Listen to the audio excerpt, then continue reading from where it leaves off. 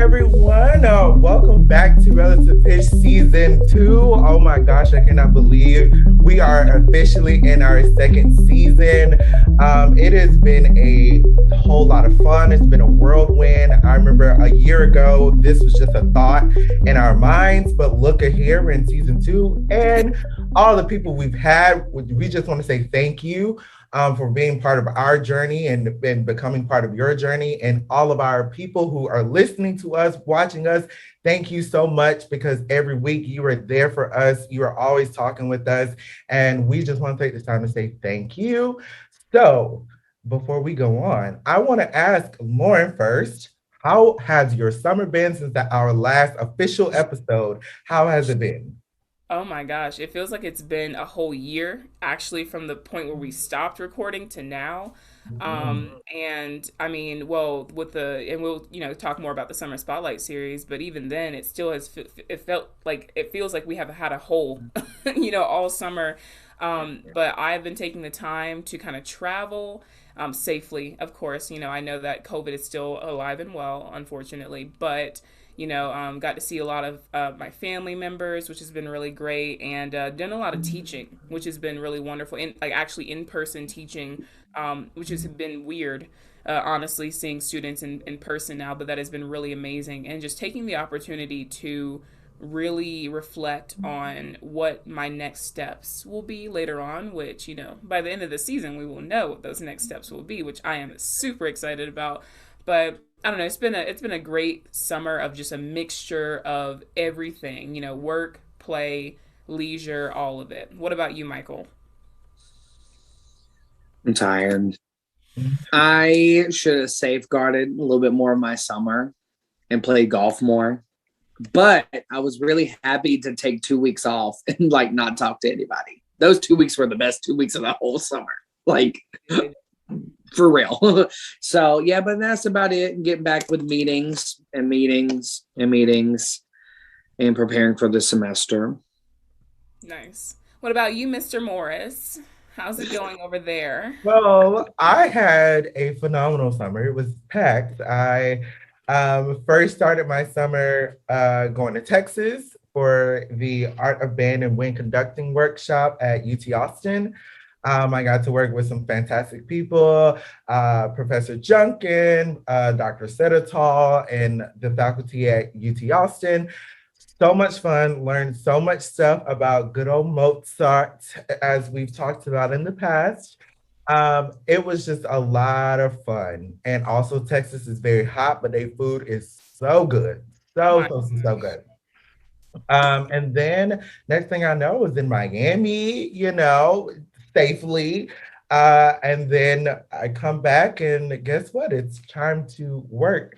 And band camp happened because I'm a high school band director. So luckily I had Lauren and I had Michael with me to help me with that. And then now I am back teaching every single day in person. Everybody's here. It's Florida. Y'all know how Florida is. What So hot. this will be starting our fourth week back now. And it's interesting. It's very, very interesting. But Well, I'm honestly mad at Michael because he hasn't even started his semester just yet. he hasn't. We over here in the brig, like going. Lord, We are already quiet. we are already wanting a break and you haven't even started yet. You hate to see it. I You know, really right? hate to see You it. really hate to see Those it. But Midwestern schools, they own something. I'm telling you. Laura, you might go to one, so you better watch out. ooh, Let me stop. But I mean, it's been great. We have had such an interesting summer. We spent a lot of time together too, actually, which yes, was really great. And you don't really get to do that often after everyone kind of moves to a different part of the country. So it was really great being able to reconnect for a little bit during the summer.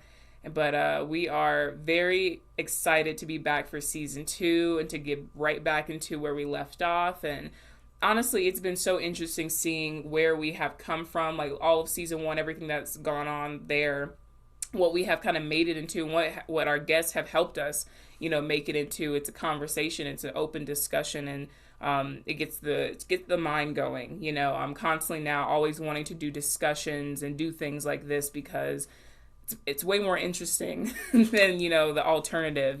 So we hope you guys are really enjoying it, because we love doing this and we love hearing what you have to say about it as well. Absolutely. And also, I just want to say thank you to our Summer Spotlight series guests who were with us. First of all, I think a lot of people really like the Summer Spotlight series. Just by seeing some of the comments and the views and everything, I'm so glad you all really like that. And our big purpose for that was to show these amazing musicians who are doing fantastic things, who are not the stereotypical in your head, oh, they're established in their career. They are, 50, 60, 70. They've been doing this for a long time. No, there are young musicians out there who are doing fantastic things. And we just wanted to, shed a little spotlight on them. And so we're so just glad that you all enjoyed. I mean, Lauren, Michael, who are some people that you, for the Summer Spotlight series, that you were like, oh my gosh, I did not know your story like that?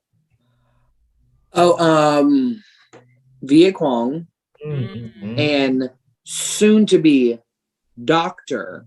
Shirey Williams. Come on, doctor. Doctor, yes. Newly appointed. Newly appointed, yes. Oh my gosh. For the people who are watching and following Relative Pitch, we had Shirey Williams on, and he is the newly appointed Associate Director of Bands at the University of Georgia. Go Dogs!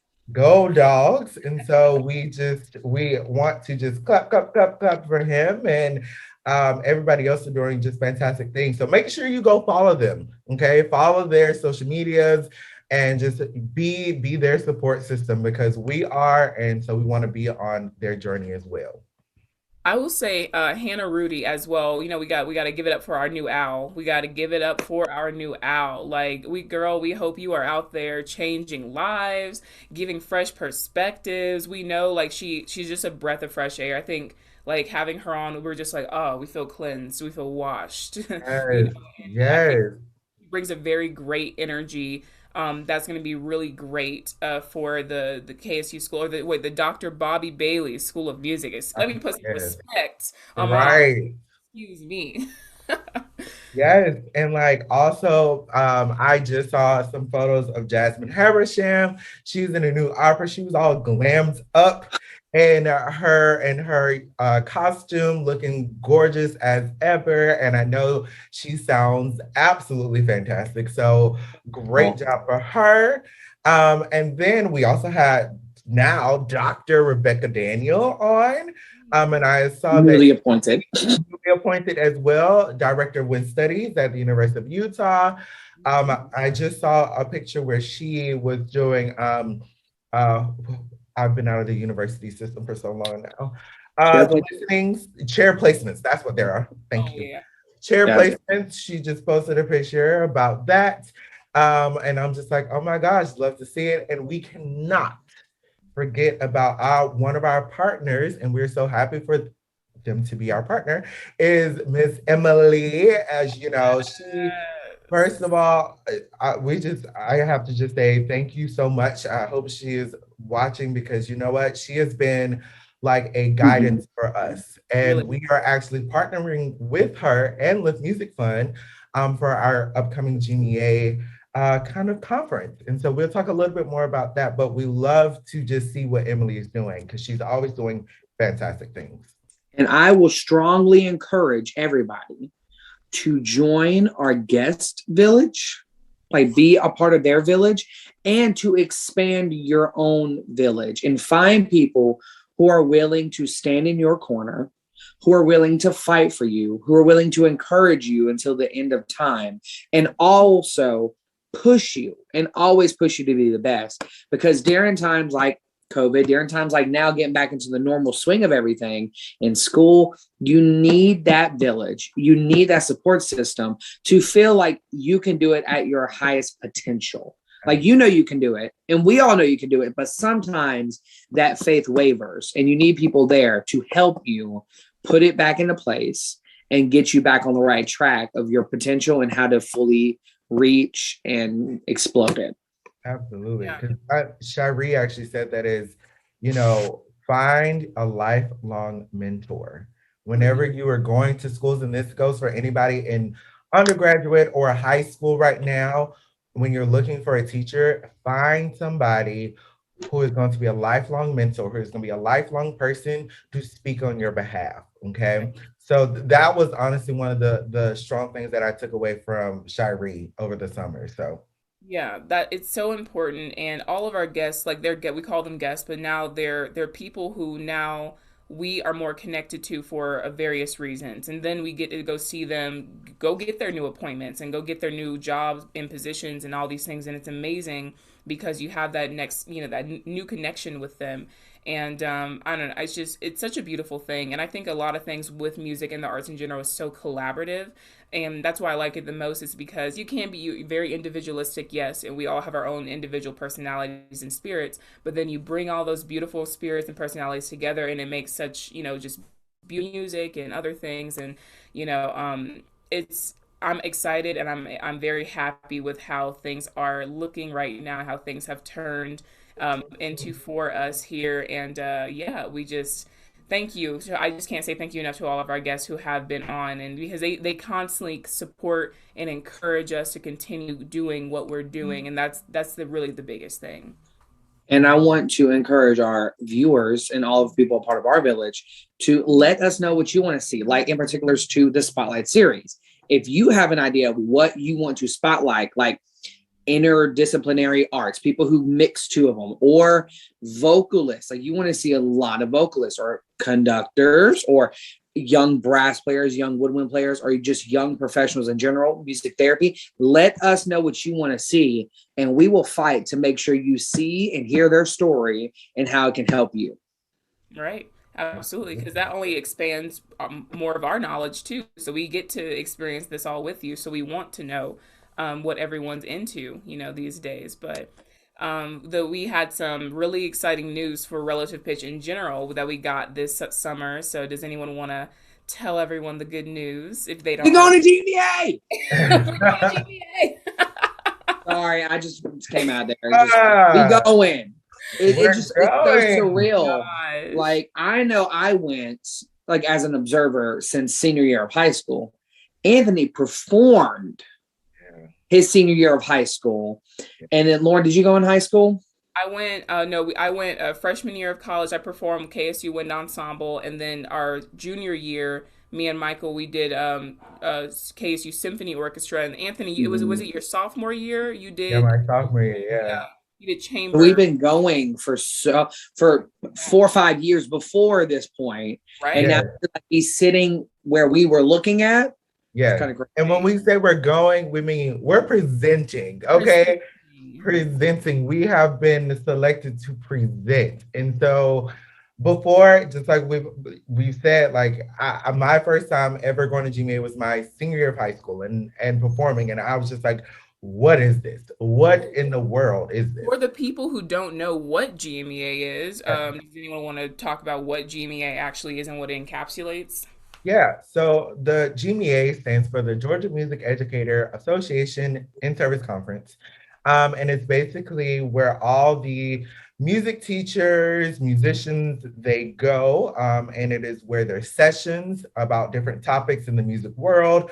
There's a lot of educating going on. Also, there will be schools that have been selected to perform. These are usually the top schools that they have to go through a big process of getting selected. And it requires a lot. And as a performer, we know what it takes to get up on that stage. And it is just a huge honor. And each state actually has blank MEA. So ours is GMEA, Florida has FMEA, Florida Music Educators, Texas have TMEA. So in each state, there's your state conference. And so being selected for this in our home state, even though we are in 3 different other states, it is still something we hold very highly. And it is probably one of our when we first started, was like, we want to go here. This is like our first thing. And for us to do that, and we're just in our season two, is Barely, a big thing for barely. us. Big thing for us. So that's a little bit about GMEA. So, but if you have any more questions, please let us know, and we would love to explain because we know GMEA quite well. Absolutely. Yeah, it's such a fun thing. Like it's not even it's the great performances you see of the high schools and the some collegiate performances as well. And then the choirs and everything and just And all it's the panels. it's all it's literally everything. It's elementary, it's middle, it's high school, it's college, it is band, it's orchestra, it's choir. It's literally everything that you can think about in music. Everybody is there. Music therapy is represented, musicology is represented. Every facet of music is usually presented at this type of conference. Hmm. And so for us, let's talk about I think more of the panel in details about why we chose to do the panel. So the panel that we're doing is titled "Pushing for Change from the Inside: Bringing Equity to Middle and High School Bands." And so it's been funny because I've had a lot of people kind of ask like, so how did you guys choose the panel and like what exactly like what do you mean by equity, bringing equity to middle and high school bands? First of all, it's a panel, so we are gonna have a whole panel of panelists. If I say panel one more time, someone stop me. But I will say so. Our panelists are the UGA director of, or the former UGA director of bands, who we actually had on here for, or had on season one. Dr. Cynthia Johnson Turner, and she actually just got appointed her new appointment. This is what I mean. We just love seeing it. Like Yeah, she's now the dean at the Faculty of Music at the Wilfrid Laurier University in Waterloo, Ontario. So she is going back over to Canada, which is going to be amazing to have her taking all her amazing knowledge and all the things that she's done, taking it somewhere else. So that's an awesome opportunity for her. Also, Dutchtown High School Director of Bands, Wilson Gustama, which we're super excited to connect with him for this. right. Alatoona High School Director of Bands, Cecilia Clark, who I think we all have had an opportunity to meet with and talk Mhm. to in the past. And North Cobb High School Director Sheldon Frazier, who we now have also added to our village. Yeah. And so these panelists, like they are, we chose them very specifically, and we think that they all bring certain elements from their specific fields and backgrounds that are going to be really great for this conversation Mhm. that we're going to be having. I mean, I remember when we were talking, when we were putting it together, because again, we've always wanted to present at GMEA, but our thing was, what do we want to present on? And one thing that at Relative Pitch we talk about, and us three, even before Relative Pitch, we've talked about, is the equity that has been lacking in the band world, and music in just general. And I think a lot of people don't know the difference between equality and equity. And that's what we want to kind of shed a light on, because equality, how I always kind of define it, is equality is just giving, okay, here's the same science book, read the book. That's it. However, student A might have a tutor at home that is, tutoring them on the book, that is giving them extra material to understand what's going to be on the test. While student B don't have that. It is just complete, just the book. That is it. But they are both expected to perform at the same level, even though student A has more help. And so equity kind of brings really on now the same field. You have the same amount of extra resources as the regular resource, no matter what. And now you are presented. We expect you to have the same thing. And so that's really the difference between equality and equity. And so when we talk about bands, that's what we want to have inside of our bands. And that's why these four people, we've seen that they exude that, we see them, we see their ensembles, we see and we hear from their students, and they're just like, yes, these are the teachers that do that throughout the year, throughout the multiple years that they've been teaching. And we see that, and we want to talk with them, and then just kind of expose everybody to how can we do this in this arena.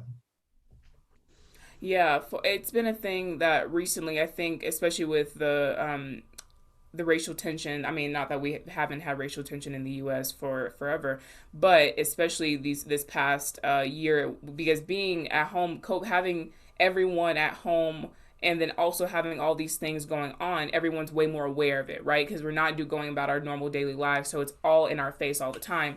And it really, I think for a lot of people, it made us really sit down and go, what are we doing to help this? What can we do to help this? And how can I be more aware of what I'm doing in terms of, racial inequality and other things? And so the thing about it is, I mean, it's a beautiful thing now where there are a lot of director of bands and professors at universities who are pushing for this, and they understand that there are a lot more, composers who are diverse, in a way or two, whose music they can program, and the idea about, and it's I know a conversation that I did have with someone is they were like, oh well, what if I can't find music by, a POC minority LGBTQ person, but for middle or high school students.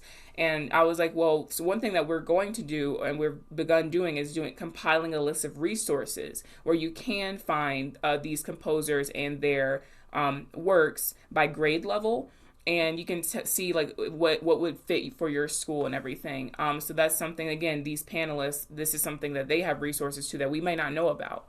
And so it's a conversation, we know that in general, there are people who are trying to do more of this, and we're putting it on the stage so you can see more of how you do this. And I won't even just get into programming, but in general of how your students feel inside of your classroom is a huge thing as well. Do they feel welcomed? Do they feel as if they, as an individual, are appreciated, are understood? Do they see themselves reflected in the music? Like, there's so many things you can get into when in terms of equity. It's not just one. It's a whole. It's so many little things that you wouldn't even think about until you encounter it. And Anthony, you are a middle and high school band director now, so I'm sure you're experiencing this a lot more than you would have thought. Oh, absolutely. And literally just this week, on Tuesday, I was walking to my car and there was a dad. He asked me about a child that I had no idea about. And then there was another child in there, but I couldn't see who it was. And then later, I see the same dad and he gets out of his car and he's like walking to me and I'm like, oh Lord, what's about to go down? And his other son comes out and it's one of my students that's in my first period choir. And he tells me, he was like, oh my gosh, you're his music teacher and everything. He came home one day and he was just like, oh my gosh, I love music. This student just moved to my school. And he was like, also dad, guess what? My music teacher, he's Black, which he felt completely seen at that moment, to where his dad was like, can we also put him in band? Can we, he still want to be in choir, but can we put him in band as well? And I was like, yeah, I would love that. I mean, come on now. And so it's those little things that I thought about because I am a Black person that grew up through music, that didn't see another Black music teacher at all. So I thought about it, but most people that never had my experience never really thought about that. But it's the point of being visible and being open for that, to actually to think about my students. Are they seeing themselves in me? Even if I'm not Black, are they still comfortable enough to be comfortable in my ensemble? And that's the thing that we have to think about. And it doesn't stop with, of course, the music that we play is very big, but also the guests you bring in, the instructors that you bring in, the people you choose to help teach your students is a huge part. Also, the art that you show them and the multifacets of art that you show them.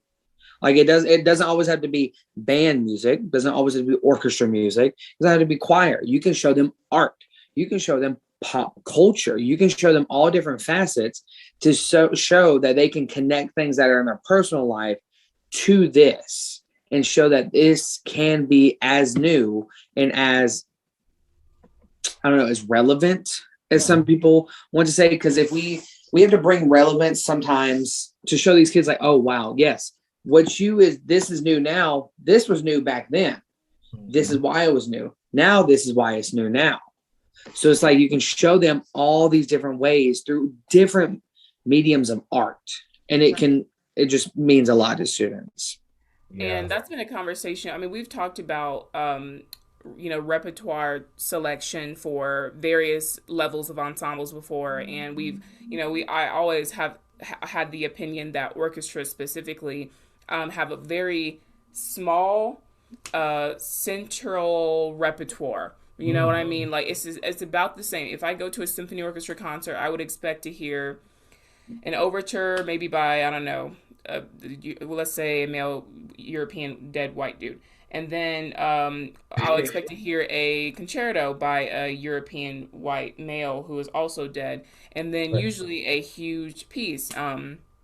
By a dead white Oftentimes man. by a dead European white man. And what I mean, the thing about it is you have to say it because it's true. Okay, like it's just the truth behind it is if you had a concert of Stravinsky, Brahms, Beethoven, you're not gonna blink an eye. You're gonna be like, "Yep, right." Mhm. But then here's my problem: is that's considered a normal concert, but then you'll have a night of female composers, a night of What are you Oh doing? wait, and a night of African American composers in February. The Oh, only time. only in February. The only time in Maybe they'll put February. a jazz and no, you know what? They'll put a Gershwin actually in February. Ooh. They'll think. Let me stop. But you know what I'm saying. All right. So the thing about it is we understand that at some point in history those things were, let's say, revolutionary. They were new. That makes sense. But the problem is instead of taking those and incorporating them into what's happening new, what's happening is the middle 85% of what orchestras and ensembles are playing are things that were done what before the 1900s.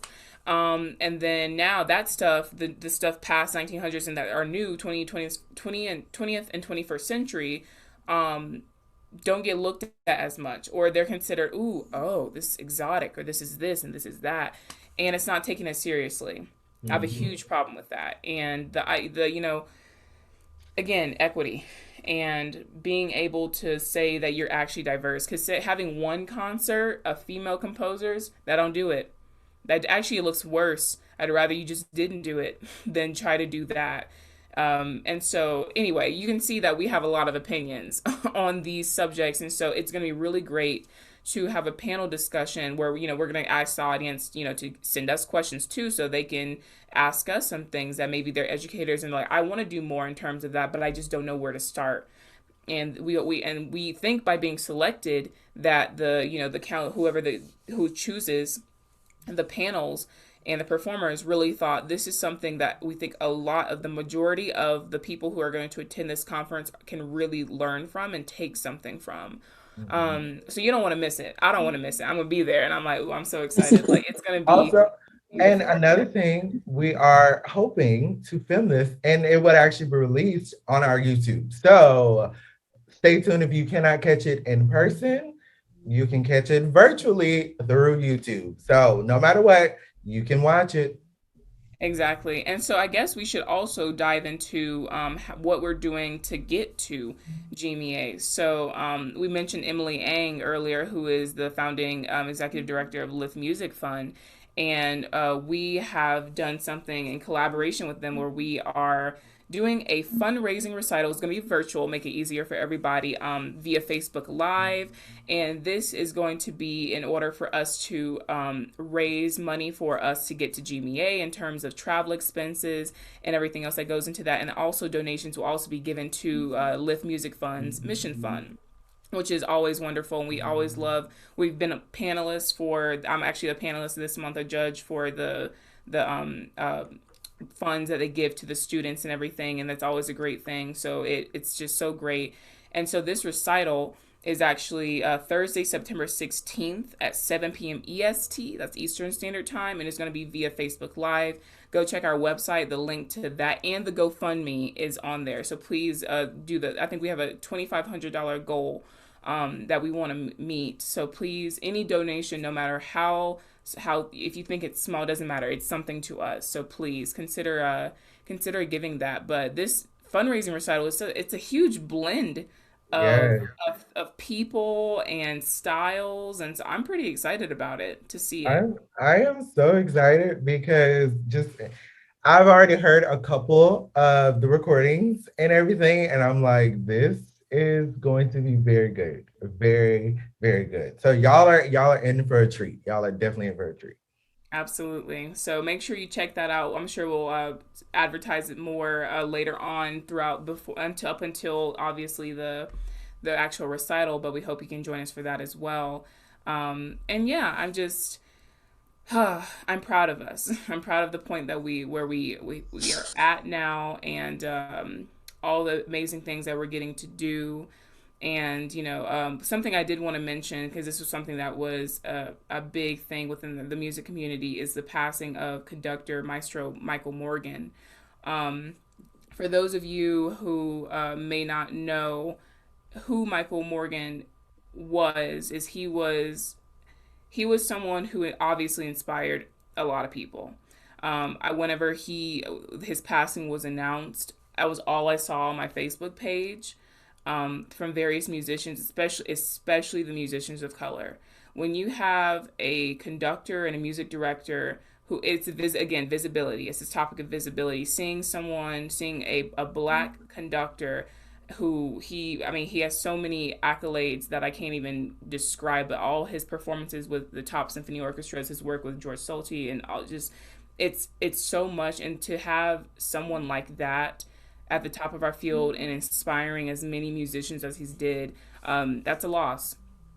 It's a loss, for the community. And you could just tell whenever someone goes like that, you can tell you don't really even understand how many people who he's touched through music and through just him being the mentor that he was. And so we just want to, like, just pay respect to Maestro Morgan and everything. And please, like, go look at all the amazing things that he has done, and the orchestras and ensembles that he has worked with. I think he worked with Sphinx a lot as well, Oakland as well, and just so many others he was guest conductors for. So just wanted to say And that and everything. I want to read you something that he said one time that when I read it, I was like, wow, this will touch a lot of people. So he said, being a classical musician, being a conductor, being Black, being gay, all Mm. of these things put you on the outside, and each one puts you a little further out than the last one. You get accustomed to constructing your own world because there are not a lot of clear paths to follow and not a lot of people that are just like you. Mm. And so we talk about visibility and we talk about um, how there's not paths for people that are Black, people who are gay, people who really are that intersectionality of it all, women conductors, women musicians, anybody that is not the stereotypical musicians, how there's not a clear path for us. But we are always told, oh, you need to do it in this order. That's how you get success. And I think this is what we three have been talking about a lot over the summer, is that we aren't going to follow anybody else's guidelines because we in ourselves, we do not fit that clear path. We are not the status quo that people have done in the past. And so we are making our own way. And that's the where I have really kind of come to terms with. And just seeing how Michael Morgan really talked about that, how he made his own path for him and garnered a lot of success during his lifetime, is very, very inspirational for all of us. And so, to you, follow your own path. Do not look at somebody like, oh, I need to do exactly what they did because that's exactly what I want, because most likely will not work for you. Find what works for you and do what is best for you. And find a mentor and people who will push you to create your own path. And that will help you create and find ideas to create your own path, because we're in a time where we can expand more boundaries. Like, yes, the traditional pathways still exist. The jobs in the traditional pathways still exist, but are harder to obtain. Yep. And it is starting to become a time where you need to create your own career and really make the most of it. And you can still have a career in music. No one is saying you cannot have a career in music, what is happening is we need to start making new paths so we can keep music alive and keep it evolving. Absolutely. And the field is changing. I mean, look at what we're doing right now. Look at all the things that have come out of just doing a podcast. Who would have thought? Who would have thought? Right, right. It's a great thing. And the thing about it is, make sure you're surrounding yourself with people who are encouraging you of doing these things. I've never, all the mentors that I've had, all the friends that I've had are like, wow, that sounds crazy, but you can do it. It's like, I've never heard of that before. I've never heard of a concept like that. But if you are passionate about it, if you are go about it in a way you're organized, you do all the things you're supposed to, you're going to find that you can find success in whatever you do, whatever you put your mind into. If it's not, my mom always used to say, if you don't see it being done, then you do it, and that is something that I think we are really big about. And yeah, it's just it's yours. Make it yours. You don't, even though your mentors, like, they are mentors, right, and we love what they're doing, we don't have to they don't want you to follow their path exactly. They may be like, no, you are more capable of doing this than I was. Go your own thing, find your own way, and fill your village with people who are going to encourage you to do that. Mm-hmm. Very genuinely. They're genuinely, exactly. But we really hope that this has been a great just recap of what's been happening and just getting everyone ready and excited for season 2. I cannot believe I'm saying season 2. Oh my goodness. But we have some amazing guests. Oh my gosh. I am super excited about our guest list this season. Oh my gosh, this season. Yes. Oh my goodness. So y'all stay tuned. Honestly, just stay tuned. As you can see, we're so happy for what's coming next. And also, please let us know what you want to hear us talk about. Send us some topics. Send us, if you find an article that you think is interesting, send it to us. All of our links down below. Send it to us, Instagram, Facebook, Twitter, whatever. And we would love to just talk about it. So please, please, please stay active with us, because we promise you we're going to be talking. So we ain't going nowhere. Not. Nope. Absolutely not. So thank you again for listening to us, and welcome to season 2. We hope that you stay, and we'll see you next week. Bye.